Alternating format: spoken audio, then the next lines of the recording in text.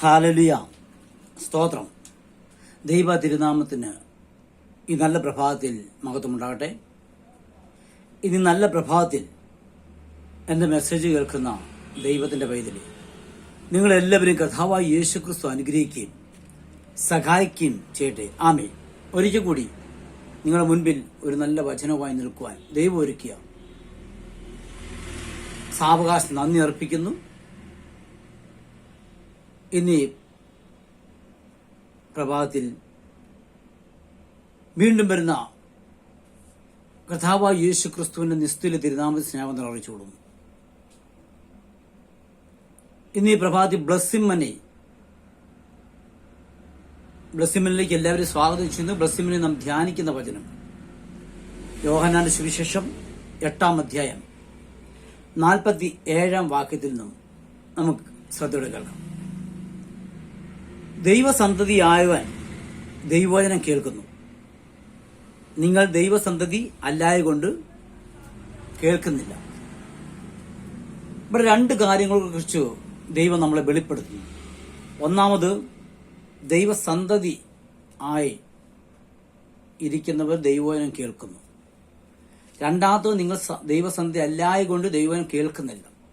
രണ്ട് വ്യക്തികളെ കുറിച്ച് അവിടെ പറയുന്നു. നമുക്കറിയാം, ദൈവവചനം അത് നമ്മുടെ യേശു കർത്താവാണ്. നമ്മുടെ കൂടെ ഇന്ന് കർത്താവില്ല. പക്ഷേ നമ്മുടെ കയ്യിൽ തന്നിരിക്കുന്ന ബൈബിള്, അതാണ് നമ്മുടെ കർത്താവ്.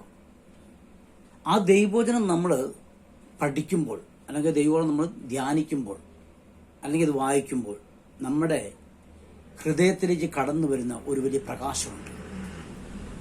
ആ പ്രകാശത്തിനാണ് നമ്മുടെ കർത്താവായ യേശു ക്രിസ്തു എന്ന് വിളിക്കുന്നത്. 2015 എൻ്റെ ജീവിതത്തിൽ 15 ഞാൻ ഇരുട്ടിലാണ് കിടന്നത്. അതുകൊണ്ടാണ് ഇരുട്ടിൽ നിന്ന് ദൈവം നമ്മളെ വിളിച്ച് വേർതിരിച്ചിരിക്കുന്നത്. ഇരുട്ടിന്റെ അധികാരത്തിൽ നിന്നും തന്റെ സ്നേഹസ്വരൂപനായ പുത്രൻ രാത്രി നമ്മളെ വിളിച്ചിരിക്കുകയാണ്. അപ്പൊ ആരാണ് നമ്മളെ വിളിച്ചിരിക്കുന്നത്? ദൈവമാണ് നമ്മളെ വിളിച്ചത്. തന്റെ മകന്റെ സ്നേഹം അനുഭവിപ്പാൻ ആ വെളിച്ചത്തിന് അവകാശമാക്കി നമ്മളെ വെച്ചിരിക്കുകയാണ്. ഇത് നമ്മൾ ദൈവ പൈതലായിരിക്കുന്നതുകൊണ്ട് ദൈവം നമ്മൾ എവിടെ നിന്ന് കേട്ടാലും നമുക്കതൊരു അനുഗ്രഹമാണ്. അത് ഏത്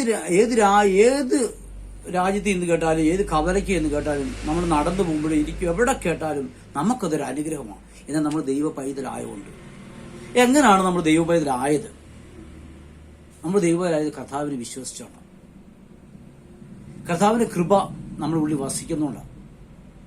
നമ്മൾ കർത്താവിന് സ്നാനപ്പെട്ട് കർത്താവിനോട് മരിച്ച്, സ്നാനപ്പെട്ട് കർത്താവിനോട് മരിച്ച് കർത്താവ് ഉയർത്തെഴുന്നേറ്റ പോലെ നാമും കർത്താവിനോട് ഉയർത്തെഴുന്നേറ്റ് ഇന്നും കർത്താവിനോട് ജീവിക്കുന്നു. എൻ്റെ പ്രിയ സഹോദരന്മാരെ, ഇന്ന് ഞാൻ നിങ്ങളോട് പറയട്ടെ, ദൈവസ്നേഹം അത് മറ്റൊരിടത്തുനിന്നും കിട്ടത്തില്ല. മറ്റൊരു ദൈവത്തിന് നമുക്ക് സ്നേഹം കിട്ടത്തില്ല. ആ സ്നേഹം നമ്മൾ അനുഭവിക്കാൻ ദൈവം നമ്മളെ വിളിച്ചിരിക്കുകയാണ്. അതുകൊണ്ട് ഇരുട്ടിന്റെ അധികാരത്തിൽ കിടന്ന് നമ്മളെ തന്റെ സ്നേഹസ്വരൂപനായ പുത്രരായത്തിൽ നമ്മൾ വിളിച്ചിരിക്കുന്നു. നമ്മളെല്ലാം ഇരുട്ടി കിടന്നവരാ, പാപത്തിൽ കിടന്നവരാ. ഇപ്പൊ തന്നെ നമ്മൾ വെളിച്ചത്തിലാണ്. ഞാൻ എന്റെ കടയാണിത്. ഈ കട മുറിക്കാതെ ഞാൻ നിൽക്കുന്നത്. ഈ കടമുറിയിൽ വെട്ടമുണ്ട്, ലൈറ്റൊക്കെ ഉണ്ട്. പക്ഷെ പെട്ടെന്ന് ഈ ലൈറ്റ് കെട്ടുപോകുമ്പോൾ ഇരുട്ടാ. അപ്പൊ ഇരുട്ടിന് ഒരിക്കൽ പോലും വെളിച്ചത്തെ പിടിച്ചു നോക്കാൻ അവകാശമില്ല. വെളിച്ചം പ്രകാശിക്കുക തന്നെ ചെയ്യും. ആ പ്രകാശമാണ് നമ്മുടെ ഉള്ളിൽ വസിക്കുന്നത് കർത്താവായ യേശു ക്രിസ്തു. കർത്താവ് പറഞ്ഞു, നിങ്ങൾ ലോകത്തിന്റെ വെളിച്ചമാണ്. ഞാൻ ലോകത്തിന്റെ വെളിച്ചമാണെന്നല്ല, നിങ്ങളും വെളിച്ചമാണ്. ആ വെളിച്ചത്തിന് നമ്മൾ അവകാശമാണ്.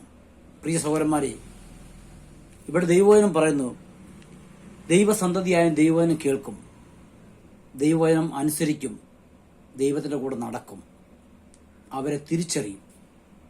നമ്മൾ നടന്നു പോകുന്ന മേഖലകളിൽ മറ്റുള്ളവർ പറയും, ഇവൻ ദൈവവൈദ്യരാണ്, ഇവന്റെ ഉള്ളിൽ ദൈവം വസിക്കുന്നുണ്ട്. ദൈവമാണ് ഇവനെ തെരഞ്ഞെടുത്തത്. നമ്മുടെ ഉള്ളിൽ പ്രകാശമായിരിക്കുന്ന ദൈവം. നമ്മൾ ഏത് ഇരുട്ട് നടന്നാലും നമ്മൾ തിരിച്ചറിയും മറ്റുള്ളവർ. എൻ്റെ പ്രിയ സഹോദരന്മാരെ, എന്നെ ഇപ്പം ആൾക്കാർ തിരിച്ചറിയുന്ന പോലെ എല്ലാവരും നിങ്ങളെ തിരിച്ചറിയും. അതേസമയം ദൈവത്തെ അറിയാത്തവരെയോ ഒരിക്കലും തിരിച്ചറിയുന്നില്ല.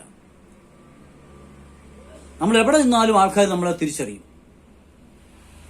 പ്രിയ സഹോദരന്മാരെ, സെക്യൂരിറ്റി പണിക്കൊക്കെ പോകുമ്പോൾ നല്ല വെയിലത്ത് പൊരിക്കുമ്പോൾ പോരത്ത് നമ്മൾ ബ്രദറെന്ന് വിളിക്കും. വെയിലത്ത് നിൽക്കും, അല്ല പൊരിഞ്ഞ വെയിലത്ത് നിറയ്ക്കുമ്പോൾ വിളിച്ച് നമ്മൾ ബ്രദറെന്ന് വിളിക്കുമ്പോൾ നമുക്ക് ആ സന്തോഷം ബ്രദറെന്ന് വിളിക്കുന്നത്.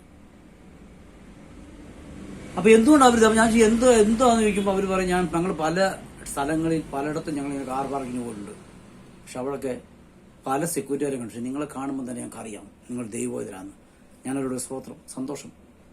ഞാൻ അവരുടെ കൂടി പ്രാർത്ഥിച്ചൊരു വിടത്തുള്ളൂ. പലരും നമ്മുടെ നമ്പരൊക്കെ മേടിച്ചിട്ട് പോകും. എന്തുകൊണ്ടെന്നാൽ നമ്മൾ ഏത് മേഖല എന്നാലും ദൈവം നമ്മളെ തിരിച്ചറിയും, വ്യത്യസ്തമായിട്ട് മാറ്റും. ആ കർത്താവ് പറഞ്ഞ ഞാൻ ലോകത്തിന്റെ വെളിച്ചമാണ്, ഞാൻ ലോകത്തിന്റെ വെളിച്ചമായി, നിങ്ങൾ ലോകത്തിന്റെ വെളിച്ചമാണ് കർത്താവ് പറയുവാണ്. പ്രിയ സഹോദരന്മാരെ, നമുക്കൊരു നിമിഷം കണ്ണുകളടച്ച് പ്രാർത്ഥിക്കാം. സ്വർഗ്ഗീയ നല്ല പിതാവായത്, അനുഗ്രഹിക്കപ്പെട്ട നല്ലൊരു പ്രഭാതം നമുക്ക് തന്നു. ഈ പ്രഭാതത്തിൽ ഈ മെസ്സേജ് തൻ്റെ മക്കളോട് ഷെയർ ചെയ്യുമ്പോൾ തൻ്റെ മക്കളെ ഞാൻ അനുഭവിക്കുന്ന സ്നേഹം തൻ്റെ മക്കൾ അനുഭവിക്കുവാൻ കർത്താവായ യേശുക്രിസ്തുവിനെ രക്ഷിതാവായി സ്വീകരിച്ചു. തൻ്റെ മക്കൾ ലോകത്തിന് വെളിച്ചമായിരിക്കട്ടെ എന്ന് പ്രാർത്ഥിക്കുന്നു. ഇത് കേൾക്കുന്നവരുടെ ജീവിതത്തെ അനുഗ്രഹമാകട്ടെ, അത്ഭുതമാകട്ടെ. എല്ലാ മഹത്വവും യേശുവിനും, സകലവും നമുക്ക് വേണ്ടി ജീവൻ തന്ന യേശുവിന്റെ നാഥനെ. ആമേൻ, ആമേൻ, ആമേൻ.